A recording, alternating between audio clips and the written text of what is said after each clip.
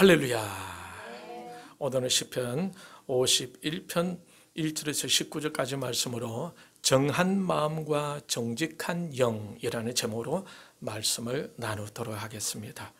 지난주에 우리는 하나님과의 교제에 있어서 성공적인 신뢰와 실패한 신뢰를 비교해 보면서 그 결과가 어떠했는지를 같이 생각했었습니다. 그러니 결국은 하나님의 은혜와 복은 하나님과의 관계와 교제로 말미암는다는 거죠. 만약 우리가 신자로서 성공적인 삶을 살기를 원한다면 우리는 하나님과의 교제에 성공해 가야 할 것입니다. 그렇다면 성공적인 교제를 지속적으로 이어가기 위해서 어떤 것이 핵심적인 요소가 되는지 오늘은 그것에 대해서 같이 생각해 보도록 하겠습니다. 오늘 본문의 시편 51편은 다윗이 우리아의 아내 바세바를 범한 일로 나단 선지자의 책망을 받고 자신의 죄를 즉시 회개할 때를 생각하며 지은 참회의 시입니다. 다윗 왕은 부하들을 전쟁터에 보내고 자신은 궁궐 옥상에 거닐다가 자신의 충신 우리아의 아내를 보고는 그만 잘못된 생각에 빠지게 되죠. 우리아의 아내임을 확인하였으면서도 그는 그 여인을 범하게 됩니다. 그리고 자신의 범죄를 감추기 위해서 어떻게 합니까? 다윗은 우리아를 적진 깊숙이 들여보내고 고의적으로 그를 죽게 했죠. 그 하나님께서 나단 선지자를 다윗에게 보내십니다. 사무엘하 12장 1절에 보면은 여호와께서 나단을 다윗에게 보내시니, 나단 선지자 이야기를 다 듣고는 결국 다윗은 자신의 죄를 자복하죠.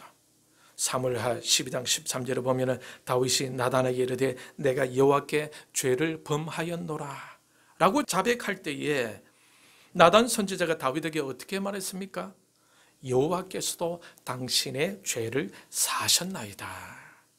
나단 선지자의 책망을 받아들인 다윗은 즉시 하나님 앞에서 죄를 범했다고 자복합니다.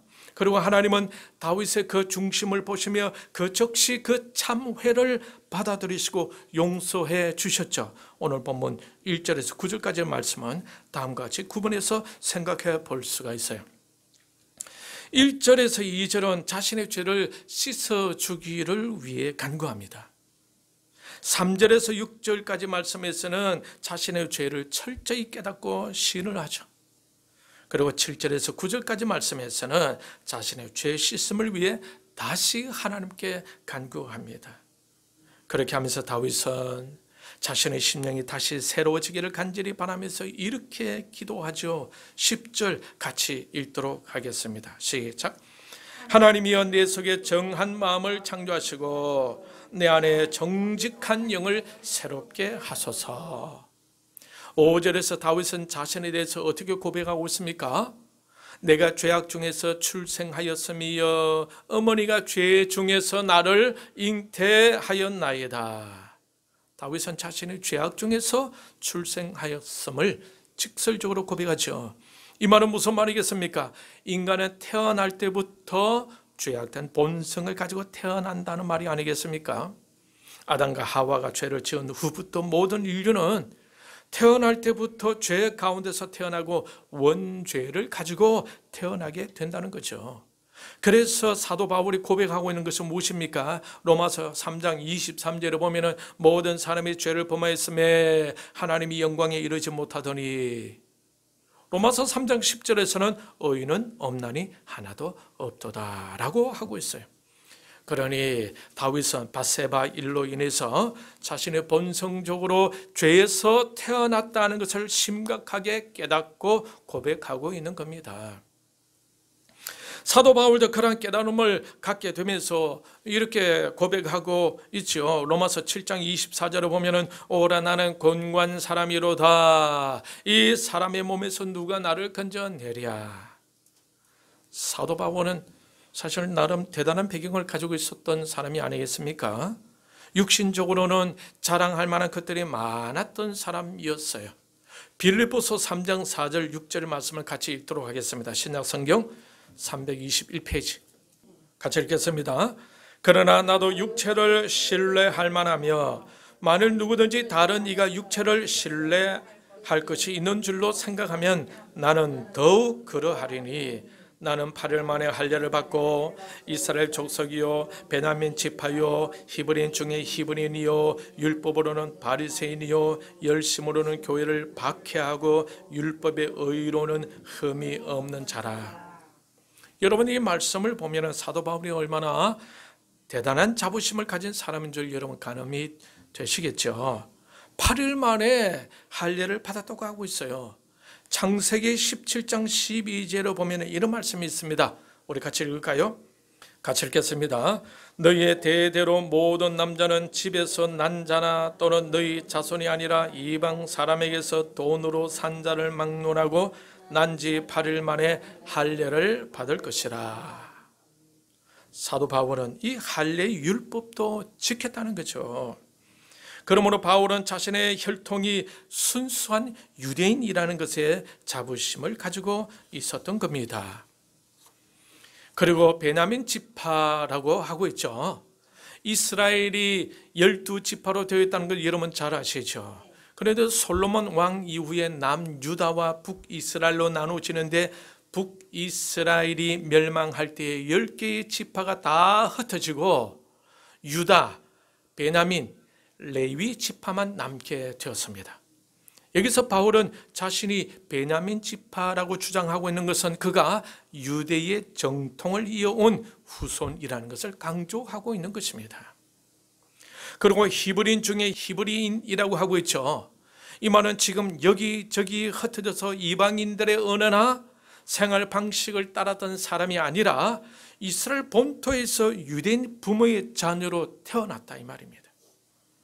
그리고 율법으로는 바리새인이었다라고 하고 있죠. 여러분, 바리새인들은 매우 경건한 사람들이었어요. 하나님의 율법을 문자 그대로 지키는 것을 매우 중요하게 생각했던 사람들이었습니다. 그러니 굉장한 율법주의자였다는 것이 아니겠습니까? 이러고 보면은 바울은 율법의 의로는 흠이 없었고 바리새인으로서 율법을 제대로 지켰고 바리새인 중에 바리새인이었다고 말할 수 있을 겁니다. 그 정도로 바울은 충분히 자부심을 가질 만한 사람이었다라는 겁니다. 그런데 그가 주님을 만난 후 그가 고백할 수밖에 없었던 것은 무엇이었습니까? 자신이 죄인이다라는 것이고 자신의 공고함을 고백하지 않을 수가 없었습니다. 왜 공고했다고 합니까? 자기의 속사람은 하나님의 법을 즐거워하고 있었으나 그 안에는 죄의 법으로 자신을 끌고 내려가는 다른 어떤 것을 발견했기 때문입니다. 그래서 로마서 7장 19절은 이렇게 고백하고 있죠. 로마서 7장 19절 찾았습니까? 같이 읽겠습니다. 내가 원하는 바 선을 행하지 아니하고 도리어 원하지 아니하는 바 악을 행하는도다. 그나마 바울은 율법에 대한 자신의 열심과 가문적으로 내려오는 정통성의 자부심을 가지고 있었던 사람이었지만 예수님을 만난 후 자신 속에는 심각한 죄성이 흐르고 있다는 것을 깨닫고 고뇌하고 있는 겁니다. 다윗도 마찬가지죠. 밧세바를 범하는 사건을 통해서 그는 자신의 본성이 죄악으로 태어난 사람이라고 고백하고 있습니다. 나름 자신은 괜찮은 사람으로 알고 있었지 않았겠습니까? 그런데 알고 보니까 자신은 엄청난 죄인이라는 사실을 깨닫게 된 거죠. 그래서 그는 본문 7절에서 이렇게 간구하고 있습니다. 우설초로 나를 정결하게 하소서. 내가 정하리이다. 나의 죄를 씻어 주소서. 내가 눈보다 희리이다. 여기서 우슬초라는 것은 액체를 잘 흡수하는 식물입니다. 그래서 6월절에 피를 찍어 문지방에 바를 때 이 식물을 사용했고 문둥병자의 정결 의식에도 사용했었어요. 새의 피와 물을 찍어 집과 사람에게 뿌리면서 정결함을 선포할 때 사용했던 식물이 바로 우슬초였습니다. 그러한 우슬초로 자신을 정결하게 해달라고 간구하고 있는 거죠. 그러면서 다윗은 10절에서 이렇게 간구합니다. 10절 같이 읽겠습니다. 시작. 하나님이여 내 속에 정한 마음을 창조하시고 내 안에 정직한 영을 새롭게 하소서.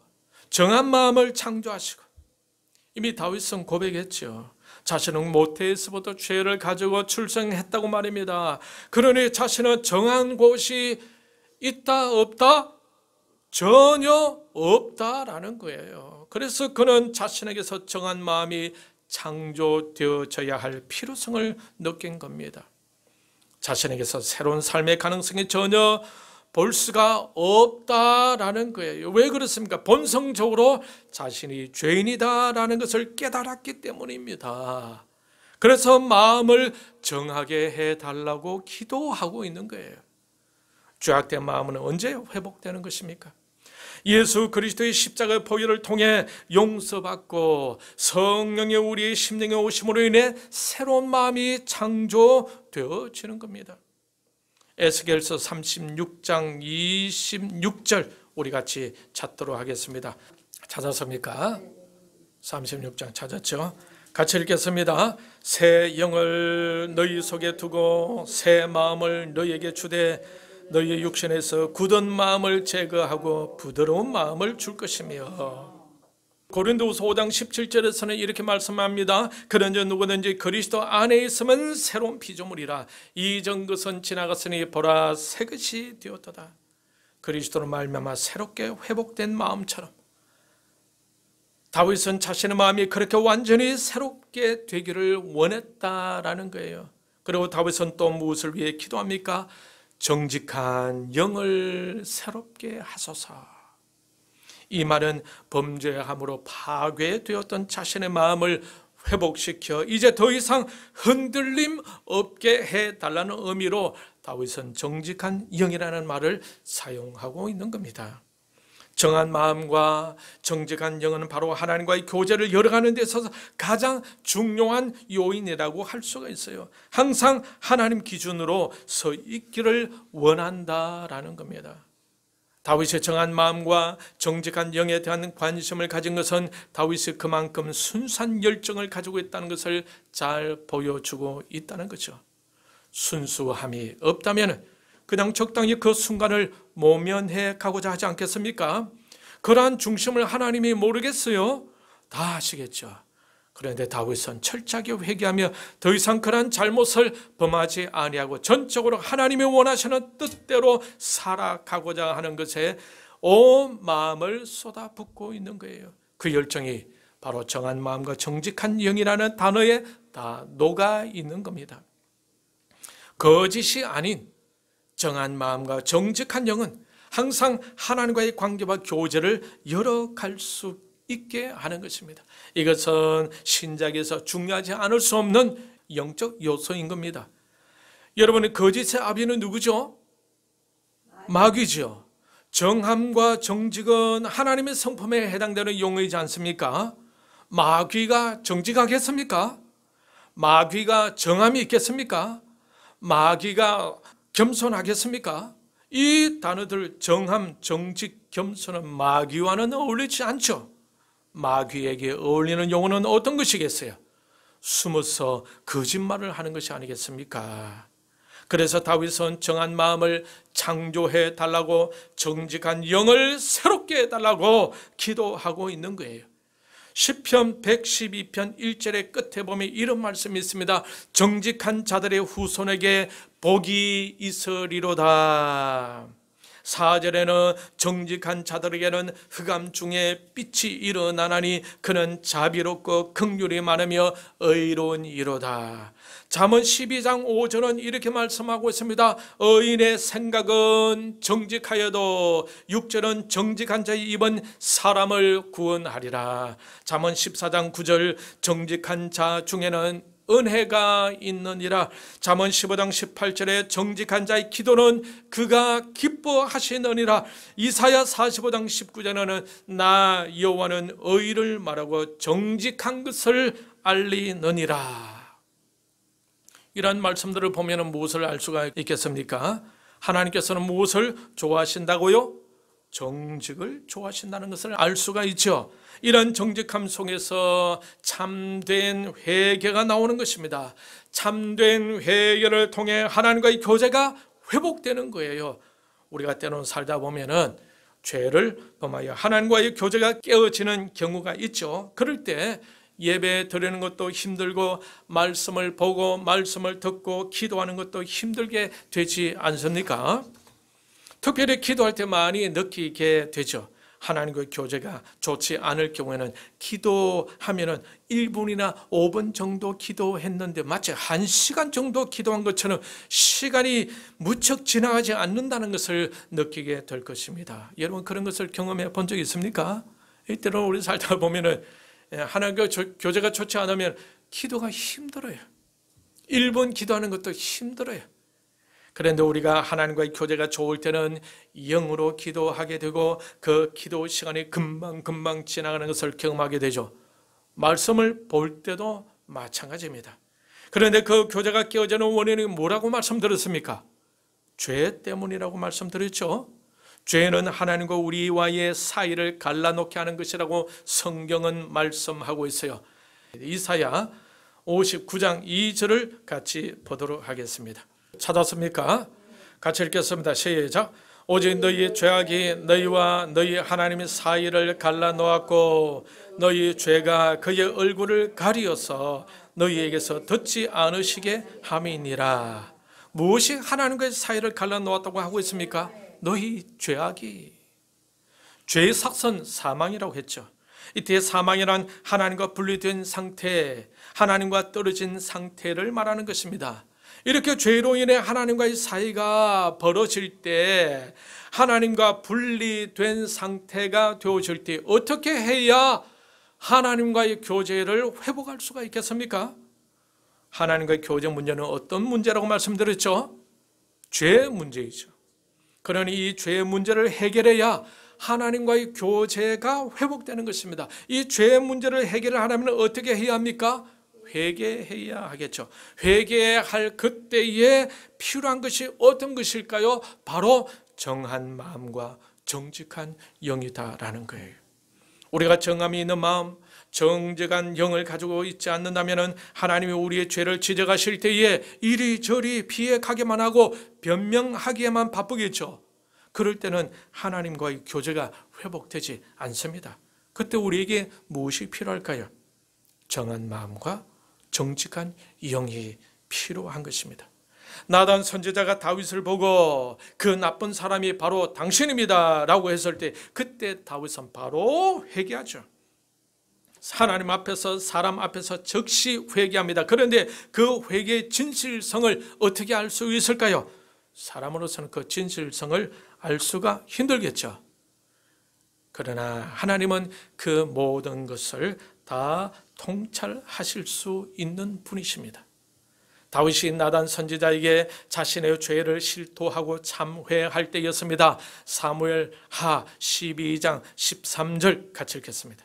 같이 읽겠습니다. 다윗이 나단에게 이르되 내가 여호와께 죄를 범하였노라 하매 나단이 다윗에게 말하되 여호와께서도 당신의 죄를 사하셨나니 당신이 죽지 아니하려니와. 나단 선지자는 다윗이 참회하는 즉시 여호와께서도 당신의 죄를 사하셨다라고 전하죠. 나단 선지자가 다윗에게 말할 때 자기 마음을 전했겠습니까? 아니죠. 하나님의 마음을 전한 것입니다. 그런데 사울 왕의 경우는 어떠했습니까? 사울 왕도 죄를 자복하죠. 사무엘상 15장 24절 25절 같이 읽겠습니다. 찾았습니까? 같이 읽겠습니다. 시작. 사울이 사무엘에게 이르되 내가 범죄하였나이다. 내가 여호와의 명령과 당신의 마음을 어긴 것은 내가 백성을 두려워하여 그들의 말을 청종하였음이니이다. 청하오니 지금 내 죄를 사하고 나와 함께 돌아가서 나로 하여금 여호와께 경배하게 하소서 하니. 26절 같이 읽겠습니다. 시작. 사무엘이 사울에게 이르되 나는 왕과 함께 돌아가지 아니하리니 이는 왕이 여호와의 말씀을 버려 이스라엘 왕이 되지 못하게 하셨음이니이다. 사무엘은 사울에게 하나님의 마음을 전달하죠. 다윗의 경우와 사울 왕의 경우가 다릅니다. 다윗이 하는 죄 고백은 하나님이 받으시고 그의 죄를 즉각 씻어 주셨고, 사울의 경우에는 하나님이 그의 고백을 받지도 않으셨고 죄를 사해 주지도 아니하셨습니다. 왜 그랬을까요? 그 차이점이 무엇이겠습니까? 저는 그것을 그들의 진실성, 그들의 정직한 마음의 차이라고 봅니다. 우리에게 정직한 마음이 없다면 하나님과의 끼어진 교제를 회복하기가 쉬울 것 같습니까? 쉽지 않을 것 같습니까? 쉽지 않겠죠. 우리의 죄를 고백하며 나아갈 때에 진실성이 없고 정직함이 없다면 교제 회복이 가능하겠습니까? 절대 불가능하죠. 왜 그렇습니까? 하나님은 어떤 분이시기 때문에? 거룩하신 분이시기 때문에 그렇습니다. 그러니 우리는 신앙생활할 때 하나님과의 교제가 다시 회복되어졌으면 하는 생각이 들 때에 그때 우리가 정직한 영을 가지고 있어야 할 필요를 느끼겠죠. 정한 마음을 잘 유지해 가야 하는 것입니다. 늘 거짓에 익숙해 있고 늘 변명에 익숙해 있다면 참회를 할 때에 진실성이 없겠죠. 그렇게 된다면 하나님과의 교제 회복이 일어나지 않는다라는 거예요. 하나님은 그 모든 우리의 내면을 다 알고 계시기 때문에 그렇습니다. 정한 마음과 정직한 영은 우리가 가져야 할 하나님의 자녀로서 지녀야 할 성령 안에서 맺어주는 열매의 한 부분인 것입니다. 성령께서 우리 안에 충만하다면 정한 마음이 일어나지 않을 수가 없고 성령께서 우리 안에서 충만하다면 우리의 영이 정직해지지 않을 수가 없을 것입니다. 그런데 우리 영이 육신의 생각에 젖어 있게 된다면 우리의 영은 정직해질 수가 없겠죠. 오직 하나님의 진리에 굳굳하게 서 있을 수가 없을 것입니다. 그렇게 된다면 하나님의 진리 앞에서 자신을 굴복시킬 수도 없고 자신을 복종시킬 수도 없는 것입니다. 그렇게 되면 하나님과 교제가 깨어진 상태로 계속 이어지겠죠. 회개가 아니라 늘 변명만 일삼는 삶이 되고 은밀한 영역에서 기도가 아니라 죄를 범하게 되며 하나님 중심이 아니라 자기 중심이 되기가 쉽습니다. 이것은 그 마음 안에 정함이 없고 그의 영이 정직하지 못하다라는 것을 증명해 주는 것입니다. 그러한 상태를 가지고 목회도 할 수가 있겠죠. 그러한 상태로 교회 일을 감당할 수도 있겠죠. 이런 경우는 볼 수가 있을까요? 없을까요? 볼 수 있다라는 겁니다. 만약 목회자에게서 이러한 상태가 오래 간다면 문제가 크겠죠. 소경을 이끄는 격이 되고 말 것입니다. 성령이 소멸해져 가게 될 것입니다. 예수님을 마음에 영접하게 되면 하나님과의 불변의 관계를 유지하게 되는데 하나님의 자녀가 되는 것입니다. 그런데 우리가 그 상태에서 죄를 범하게 되면 하나님과 교제가 단절하게 되겠죠. 그때 회개하며 회복해 가야 하는데 그때 꼭 필요한 마음이 무엇이라고요? 바로 정함이 있는 마음, 정직한 영이 필요하다라는 겁니다. 그러므로 다윗이 원했던 것처럼 우리도 항상 성령 충만하기를 위해서 기도하고 정한 마음을 유지하며 정직한 영을 성령으로 계속해서 유지해 갈 수 있어야 할 것입니다. 그러니 평상시에 우리의 대화 속에서도 우리의 삶 속에서도 평상시에 우리의 찬양 속에서도 기도 속에서도 늘 정한 마음과 정직한 영으로 하나님과의 교제를 잘 유지해 가야 할 것입니다. 이 해가 얼마 남지 않았습니다. 정한 마음과 정직한 영을 새롭게 해 갈 수 있기를 축복합니다. 그래야 그런 마음으로 회개를 하면서 하나님과의 교제를 늘 회복해 가며 하나님과 기쁨으로 동행해 가는 저와 여러분들이 다 되시기를 주님의 이름으로 축복합니다. 이 시간 우리 말씀을 생각하면서 하나님이여 나에게도 정한